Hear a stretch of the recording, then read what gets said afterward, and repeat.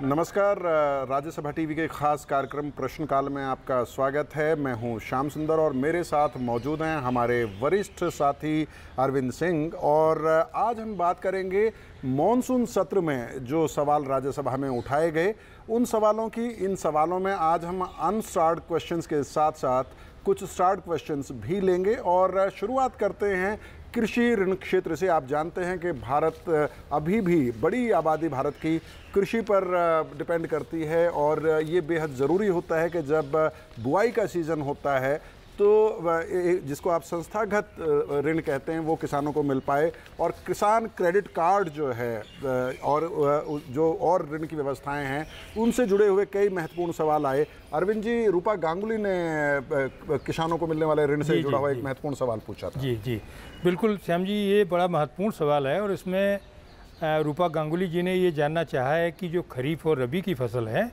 उसमें 2018-19 के लिए जो है क्या लक्ष्य तय किया है, और फिर उन्होंने और भी विवरण मांगे हैं। तो इसमें सरकार ने, जो वित्त राज्य मंत्री हैं शिव प्रताप शुक्ला जी, उन्होंने नाबार्ड के हवाले से जो सूचनाएं एकत्र हुई हैं उसका हवाला देते हुए 3 सालों का आंकड़ा दिया है जी। वो आंकड़ा 2015-16 से लेकर 17-18 तक का है और उसमें जो है ये बताया गया कि 2015-16 में जो सरकार कृषि ऋण का जो लक्ष्य उसने तय किया था वो 8.5 लाख करोड़ था, जो 17-18 में बढ़कर के जो है वो 10,000 करीब जो है 10 लाख करोड़ हो गया। और 18-19 जो कि मौजूदा सत्र है जी, उसमें 11 लाख करोड़ रुपया निर्धारित किया गया है। तो चूंकि सांसद ने ये भी जानना चाहा कि भाई आपका लक्ष्य तो ये था लेकिन मिला कितना है, तो उसका भी विधिवत जो है विस्तृत आंकड़ों में जवाब जो है दिया गया हर राज्य में कितना है जी। तो उसमें ये पाया गया कि जो 17-18 का जो ऋण था वो करीब 11,40,000 करोड़ खाते हैं, जिनमें जो है 11,68,000 करोड़ से अधिक की धनराशि जो है वो किसानों को दी गई है। और आपने ठीक कहा श्याम जी कि जो कृषि ऋण है वो बड़ा ही महत्वपूर्ण है, ख़ास तौर पर ऐसे दौर में जबकि जो छोटे और सीमांत किसान हैं 85% के करीब हैं, वो उनके लिए एक बैकबोन की तरह होता है, क्योंकि उनको बीज खरीदने से लेकर के और बाकी भी। तो इसी में सवाल, एक बहुत दिलचस्प सवाल है श्याम जी कि क्रेडिट कार्ड को लेके, वो भी आखिर एक तरह से ऋण ही होता है, लेकिन वो किसान को सुविधा है कि उसने जेब में से अपने कार्ड निकाला और जब चाहा ट्रांजैक्शन किया। तो ये सवाल जो है मानस रंजन भुनिया का है, ये इसमें किस तरह का जवाब दिया है? जी, आपने बिल्कुल सही कहा। श्री मानस रंजन भुनिया ने वित्त मंत्रालय से ये सवाल किया था और उन्होंने जो सवाल किए थे उसके 3 हिस्से थे। और पहले हिस्से में उन्होंने पूछा है कि क्या सरकार के किसान क्रेडिट कार्डों की संख्या को बढ़ाने की कोई योजना है। उसके बाद खा भाग जो है उसमें उन्होंने कहा है कि यदि हाँ तो भारत के विभिन्न राज्यों में वर्तमान में किसानों के लिए उपलब्ध किसान क्रेडिट कार्डों की राज्यवार संख्या कितनी है और क्या किसान क्रेडिट कार्ड की संख्या को बढ़ाने की कोई योजना है। और इसका विस्तृत जवाब वित्त मंत्रालय की तरफ से राज्य मंत्री श्री शिव प्रताप शुक्ला ने दिया है। और सबसे पहले मंत्री ने जानकारी देते हुए कहा है कि वर्ष 1998 में किसान क्रेडिट कार्ड की शुरुआत की गई थी। और जैसा अरविंद जी आप कह रहे थे कि किसान क्रेडिट कार्ड का जो मुख्य लक्ष्य है कि वो बुआई के समय में बीज की बात हो या फिर रासायनिक खाद की बात हो या जो दूसरे औजार किसानों को खरीदने हो उसकी बात हो, उसके लिए किसान क्रेडिट कार्ड 1998 में इसकी शुरुआत की गई थी। और जैसा कि हमने कहा कि सवाल में उन्होंने राज्यवार आंकड़े मांगे हैं और साथ साथ ये भी पूछा है कि क्या कोई योजना है किसान क्रेडिट कार्ड को आगे बढ़ाने की। तो अगर हम आंकड़ों की तरफ देखें तो वित्त मंत्रालय की तरफ से बताया गया है कि करीब करीब 2,36,00,000 किसानों को अभी तक किसान क्रेडिट कार्ड जो है वो उपलब्ध कराए जा चुके हैं। और ये 31 मार्च 2018 की स्थिति जो है वित्त मंत्रालय की तरफ से बताई गई है। तो जैसा आपने कहा कि ये बहुत ज़रूरी है कि संस्थागत ऋण जो है वो बैंकों से किसानों को मिल पाए, जिससे कि वो प्राइवेट मनी लेंडर के फेर में ना पड़े और साहूकारों के फेर में ना पड़े और किसान को जो है वो वाजिब दाम पर जो है बीज उर्वरक सही समय पर मिल पाएँ, इससे उसकी बड़ी मदद होती है। और उसके बाद अरविंद जी, एक और जो महत्वपूर्ण सवाल है, जब हम खेती किसानी की बात कर रहे हैं तो अगला सवाल जो है वो ग्रामीण क्षेत्र से लेते हैं। और ये हिशे लांचू गप्पा जो हैं उन्होंने ये सवाल पूछा है और उनका सवाल है कि ग्रामीण क्षेत्रों के लिए अच्छे स्तर के डॉक्टरों के बारे में सरकार क्या कर रही है, तो उसके बारे में अगर थोड़ा बताएं आप। जी बिल्कुल श्याम जी, ये जो सरकार ने खासतौर पर अश्विनी कुमार चौबे ने, जो स्वास्थ्य और परिवार कल्याण राज्य मंत्री हैं, उन्होंने इसका जवाब दिया है। और एक इसके पहले ये देखिए, ग्रामीण स्तर पर जो खासतौर पर जो स्वास्थ्य का ढांचा है वो कमज़ोर है, ये तो सब मानते हैं, और उसके लिए सरकार की ओर से लगातार कोशिशें जारी हैं। जवाब में सरकार ने ये कहा है कि चूँकि जन स्वास्थ्य और हॉस्पिटल ये स्टेट का सब्जेक्ट है, इस नाते जो है जो दुर्गम इलाके हैं या जो पिछड़े हुए इलाके हैं वहाँ डॉक्टर को तैनात करना वो बेसिकली राज्य सरकार की जिम्मेदारी है। और उसके लिए जो एक राष्ट्रीय स्वास्थ्य मिशन है उसके तहत जो है भारत सरकार की ओर से मदद दी जाती है। और सरकार ने डॉक्टरों को ग्रामीण इलाकों में, दुर्गम इलाकों में प्रोत्साहित करने के लिए जो भारतीय चिकित्सा परिषद के तहत जो है वो कुछ स्नातकोत्तर चिकित्सा शिक्षा विनियम जो 2000 है उसमें संशोधन किया है। और वो ये उसमें कुछ उपाय किए हैं ताकि ज़्यादा से ज़्यादा जो है डॉक्टर्स अवेलेबल हो सकें गाँव में, और कुछ और आधारभूत जो है ढांचा व्यवस्थित करने के लिए भी इन्होंने कोशिश की है। तो कुल मिलाकर के ये जवाब जो दिया गया है उसमें ये है कि किस तरीके से सरकार ग्रामीण इलाकों में और बेहतर तरीके से जो है वो कोशिश कर रही है कि गांव में डॉक्टर ज़्यादा से ज़्यादा पहुँचें और क्वालिटी की जो है चिकित्सा सुविधाएं दी जा सके। क्योंकि अभी भी देखिए क्या है कि ये माना जाता है कि बहुत सारी जगह प्राइमरी हेल्थ सेंटर हैं तो वहाँ जो है वहाँ कुछ बुनियादी सुविधाएँ नहीं हैं, बुनियादी सुविधाएँ भी कहीं जुटी हैं तो डॉक्टर नहीं है। कई जगह आपने सुना होगा कि कंपाउंडर ही जो है। तो इसके लिए सरकार की ओर से कोशिश है और उम्मीद है कि आने वाले सालों में ये संकट दूर हो जाएगा और राज्य भी, इसमें कई राज्य बहुत अच्छी प्रगति कर रहे हैं। अच्छा, ये श्याम जी एक और सवाल बड़ा महत्वपूर्ण है जो कि जिसमें ग्रामीण इलाका काफ़ी हद तक प्रभावित है जी। वो सवाल है टीबी उन्मूलन के लिए समय सीमा को लेकर। ट्यूबरक्लोसिस अभी भी इतने वर्षों के बाद भी अभी हमारे देश में जो है काफ़ी एक चिंता का विषय बना रहा है और अब एक लक्ष्य तय करके सरकार ने कोशिश की है। तो वो किस तरह का ये सवाल और जवाब जी बिल्कुल आपने सही कहा। और ये अगला सवाल जो हमने लिया है वो भी स्वास्थ्य मंत्रालय से जुड़ा हुआ ही है। और डॉक्टर टी सुब्बारामी रेड्डी और श्रीमती अंबिका सोनी, दो सांसदों ने ये सवाल पूछा है। और इस सवाल में सबसे पहला उन्होंने जो प्रश्न किया है उसमें उन्होंने कहा है कि क्या टीबी के उन्मूलन के लिए विश्व स्वास्थ्य संगठन यानी कि WHO द्वारा कोई वैश्विक समय सीमा निर्धारित की गई है। तो इसका जवाब देते हुए श्री अश्विनी कुमार चौबे जो स्वास्थ्य और परिवार कल्याण राज्य मंत्री हैं, उन्होंने कहा है कि WHO की तरफ से ऐसी कोई समय सीमा निर्धारित नहीं की गई है, लेकिन उसके बावजूद टीबी स्ट्रेटजी के हिसाब से विश्व स्वास्थ्य संगठन ने वर्ष 2035 को एक तरह से समय सीमा माना है जिसके भीतर ये कोशिश की जाएगी कि टीबी पूरी तरह से खत्म हो जाए। और कुछ आंकड़े देते हुए मंत्रालय ने जवाब दिया है कि विगत 3 वर्षों में देश में टीबी संबंधी मौतों की अनुमानित संख्या विश्व के औसत की तुलना में इस तरह से, और उसकी तुलना दी है 2016 में 4,35,000 मौतें हुई भारत में और विश्व में जो हुई वो 16,74,000। उसी तरह से 2015 में 5,17,000 और विश्व में उस वक्त में 17,90,000। 2014 में 2,51,000 और विश्व में अगर देखें तो 14,90,000, यानी कि 15 लाख के करीब पूरी दुनिया में टीबी की वजह से मौतें हुई। लेकिन अच्छी बात यह है कि जैसे जैसे हम देखते जा रहे हैं कि भारत में टीबी को लेकर काफ़ी जागरूकता बढ़ रही है, लेकिन जब आंकड़े देखते हैं आप तो ये थोड़ा चिंता का विषय है, क्योंकि आंकड़े लगातार ये बता रहे हैं कि 2014 में जहां 2,51,000 मौतें हुई थी वहीं वर्ष 2016 में 4,35,000 मौतें भारत में टीबी की वजह से बढ़ रही है। और उसकी एक बड़ी वजह अरविंद जी, क्योंकि मुझे आदिवासी इलाकों में और ग्रामीण इलाकों में घूमने का मौका मिलता है, उसकी बड़ी वजह माइग्रेशन भी होता है। क्योंकि टीबी में ये कहा जाता है कि आपके दवाई लेने का सिलसिला टूटना नहीं चाहिए और सरकार इसमें लगातार प्रचार करती है, जन जागरूकता अभियान चलाती है, लेकिन उसके बावजूद क्योंकि बड़ा देश है इसलिए ये एक बड़ी चुनौती भी है। तो निश्चित तौर पर सुधार हुआ है, सरकार ने इसको काफ़ी गंभीरता से लिया है, लेकिन उसके बावजूद इसमें अभी और काम करने की ज़रूरत है। और अरविंद जी,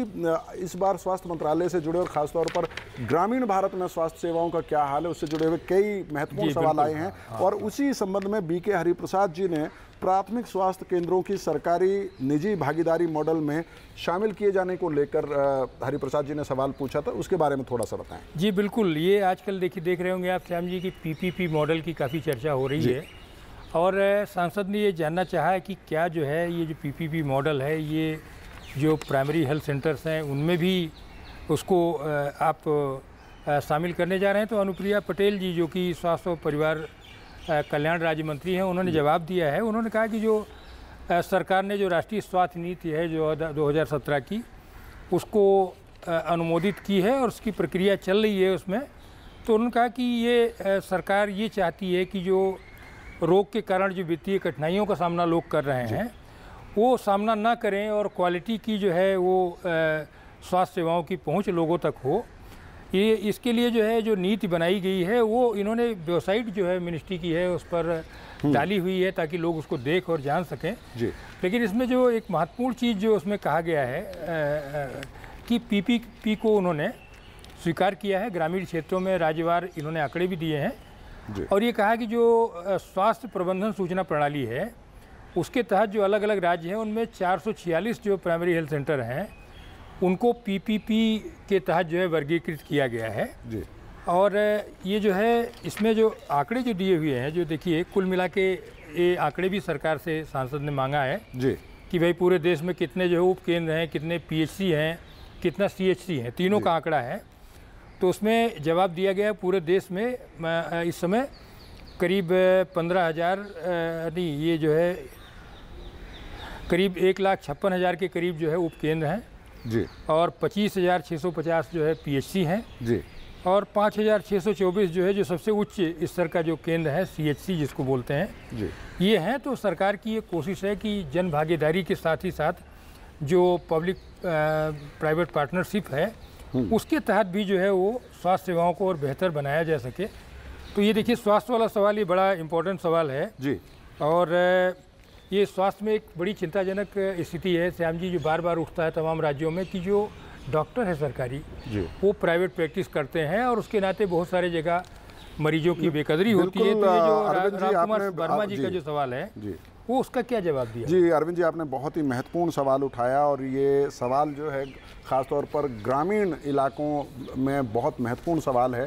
शहरी इलाकों में भी बार बार ये सवाल उठता है कि क्या डॉक्टर्स जो हैं सरकारी अस्पतालों में जो काम करते हैं क्या वो प्राइवेट प्रैक्टिस करते हैं और क्या वो सरकारी अस्पतालों में जो मरीज़ आते हैं उनकी तरफ कम ध्यान देते हैं क्योंकि वो पैसा कमाने पर उनका ज़्यादा जोर रहता है। अरविंद जी एक और शिकायत डॉक्टरों के नज़रिए से अगर देखें तो डॉक्टरों के नज़रिए से ये कहा जाता है कि जो प्राइवेट सेक्टर में डॉक्टर्स हैं जो सरकारी अस्पताल छोड़ के चले गए वो बहुत ज़्यादा पैसा कमाते हैं लेकिन सरकारी डॉक्टर्स को कम पैसा मिलता है। तो इन दोनों ही पक्षों को कवर करते हुए यहाँ पर स्वास्थ्य और परिवार कल्याण राज्य मंत्री श्री अश्विनी कुमार चौबे का जवाब है और जवाब पे जाने से पहले सवाल का एक और हिस्सा है। राजस्थान राज्य के बारे में स्पेसिफिकली ये सवाल पूछा गया है कि राजस्थान राज्य में कितने चिकित्सक हैं जो निजी प्रैक्टिस कर रहे हैं और अगर ऐसा है तो उसको रोकने के क्या उपाय सरकार की तरफ से किए गए। एक विस्तृत जवाब अश्विनी कुमार चौबे जी की तरफ से आया है। उन्होंने कहा है कि केंद्रीय स्वास्थ्य सेवा के जो नियम हैं 2014 उसका भाग 13 जो है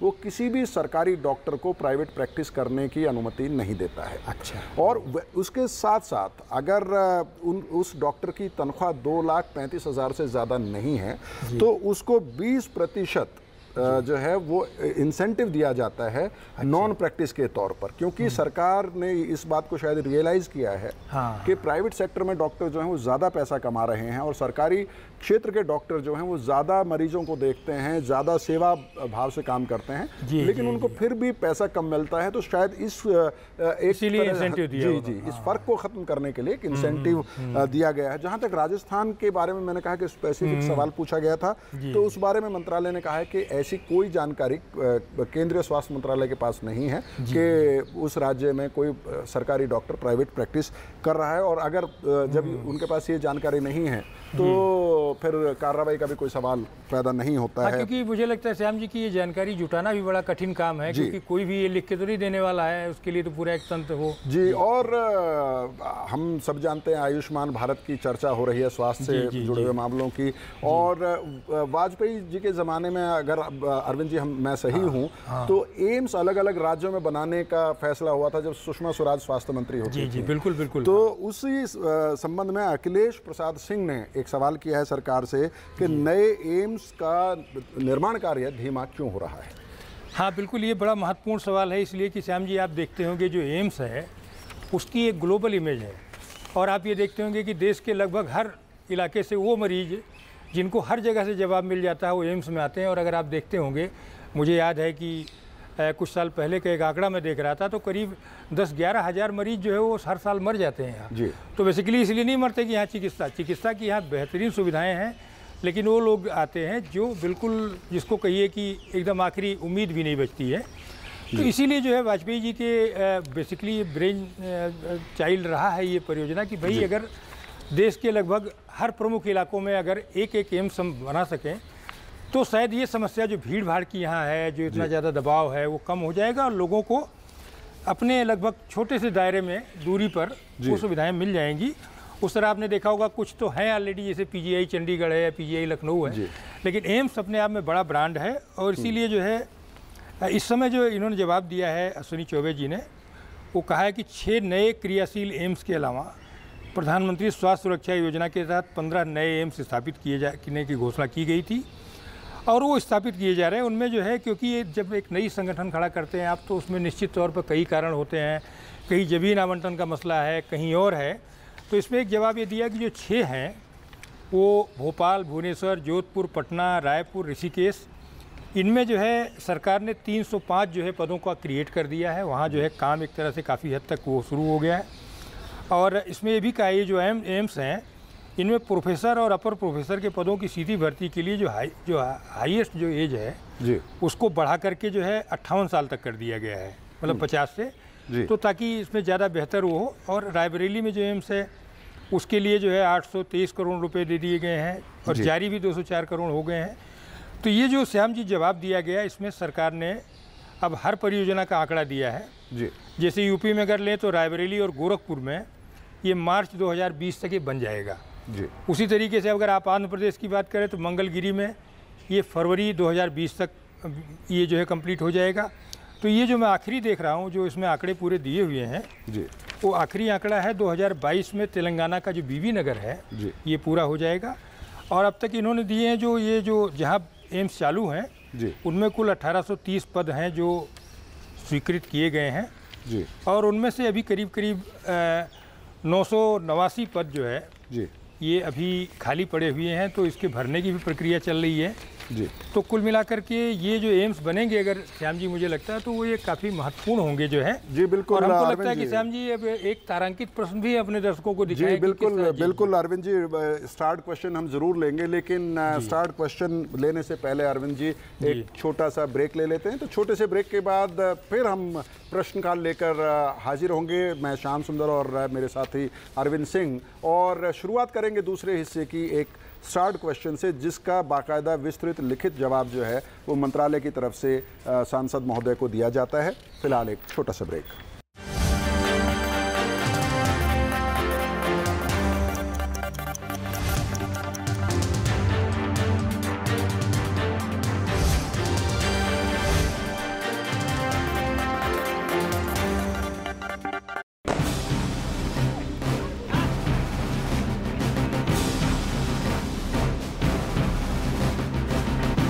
चल पड़े जो कदम, उन्हें रुकना कहां।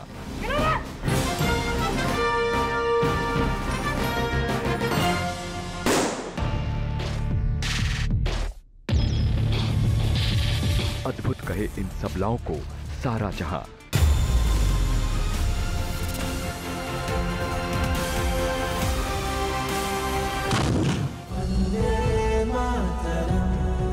देखिए महिला कमांडोज पर RSTV की खास पेशकश SWAT 36।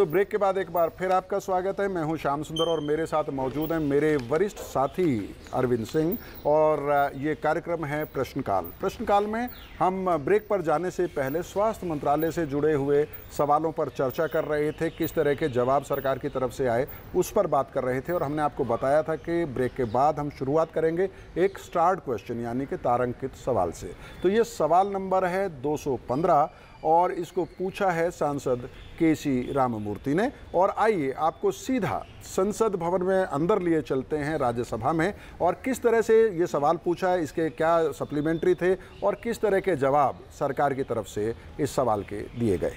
Sir, the National Health Policy 2017 proposes to increase the public health spending to 2.5% by 2025. And if you look at the latest National Health Profile released in June this year, the Honorable Minister himself has said the healthcare spending is just 1.2%. Sir, if you look at even the per capita spending on public health every year, it comes to 1,112 rupees, that is rupees 93 per month and rupees 3 per day, which is less than a single consultation. Ramamurthy Garu, Sir, it's just a question, sir. please. Country's private hospital. Sir, I would like to know from the Honorable Minister, when you have a stagnant expenditure on public health at 1.2% GDP since 2009, how the Honorable Minister thinks that he would make it 2.5% by 2025. Minister. Sir, first of all, I would like to say that the National Health Policy 2017 envisages that 2.5 of the GDP will be spent till 2025, and the state's health budget should reach 8% by 2020. That is the health policy which we have set. So the budget is not stagnant. There is a constant increase in it, and new programs are added accordingly.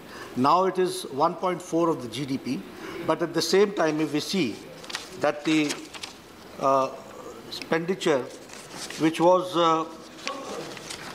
in 2013-14, 32,745 crores, has now 49,622 crores. Thank you. So we are increasing the budget, and also the new schemes are coming in.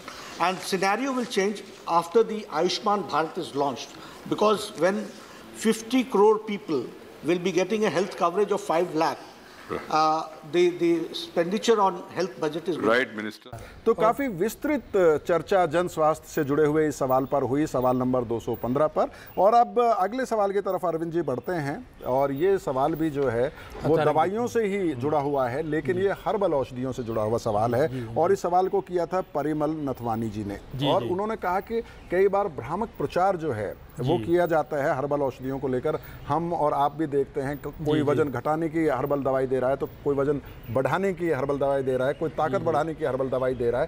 तो कई बार वो विज्ञापन ऐसे दावे करते हैं कि हफ्ते भर के अंदर अरविंद जी आपका वजन बढ़ सकता है और मेरा पेट कम हो सकता है। नहीं, बिल्कुल ये बड़ा महत्वपूर्ण सवाल है और इसका जवाब भी जो दिया है श्रीपाद येसो नाइक जी ने, जो कि आयुष राज्य मंत्री हैं जी, स्वतंत्र प्रभार। और इन्होंने जवाब ये दिया है कि जो इस समय जो हर्बल है, देख रहे होंगे श्याम जी की पूरे दुनिया भर में बड़ा लोकप्रिय हो रहा है जी। और जहाँ भी कोई चीज़ लोकप्रिय होती है तो मतलब उस तरह का ब्रांड आपको बताऊं कि कई ऐसे ब्रांड हैं जो कि सरकार का ही ब्रांड यूज कर रहे हैं जी। तो ये इस तरह की ये पूछा गया जो सवाल, उसका जवाब दिया है कि ऑनलाइन शिकायतें और लिखित शिकायतें दोनों मिल रही हैं मंत्रालय को जी कि किस तरीके से जो हर्बल औषधियों के बारे में भ्रामक विज्ञापन दिए जा रहे हैं। और अभी एक आंकड़ा दिया है कि जो अप्रैल 15 से लेके 2015 से और मार्च 2018 तक की अवधि में ऐसे उत्पादों से इसके संबंध में 809 शिकायतें हुई हैं कि बड़े ही मतलब भ्रामक विज्ञापन दिए जा रहे हैं, गुमराह करने वाले। तो वो एक तरह से भारतीय विज्ञापन मानक परिषद जो है उसके साथ मंत्रालय ने प्रिंट और टीवी मीडिया में आने वाले ऐसे विज्ञापनों के स्वप्रेरणा से निगरानी के लिए एक समझौता ज्ञापन पर हस्ताक्षर भी किया है। और ये जो है कई और उपाय किए गए हैं और ये पाया गया कि पिछले 3 सालों में इस तरह के 573 भ्रामक विज्ञापन आए हैं जो कि जिनकी पुष्टि हुई है।